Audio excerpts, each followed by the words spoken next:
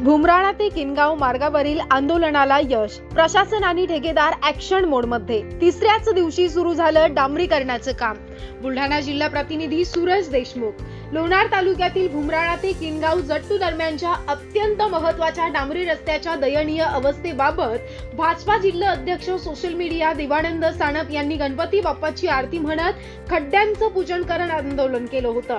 या आंदोलनाचं प्रशासन आणि ठेकेदारांना अक्षरशः खडबडून जागं केलं. गेल्या 2 दिवसापासून संपूर्ण जिल्ह्यात या अनोख्या आंदोलनाची प्रचंड चर्चा असून अखेर आंदोलनाच्या तिसऱ्याच दिवशी ठेकेदारानं डांबरी रस्त्याच्या कामाला प्रत्यक्षपणे सुरुवात केली.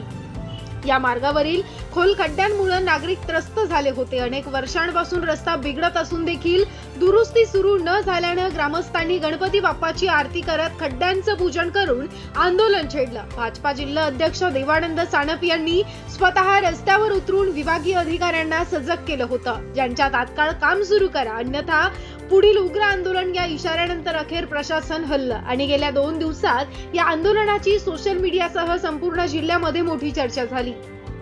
नागरिकांच्या दबावानं आणि वृत्तपत्रात आलेल्या ठळक बातमीमुळे ठेकेदार संबंधित विभागावर तातडीनं काम सुरू करण्याचा दबाव निर्माण झाला. आज सकाळपासूनच रस्त्याच्या कामाला सुरुवात झाल्याने नागरिकांमध्ये समाधानाचं वातावरण निर्माण झालं. या संपूर्ण आंदोलनात भाजप कार्यकर्ते, स्थानिक ग्रामस्थ आणि तरुणांची मोठ्या प्रमाणावर उपस्थिती होती.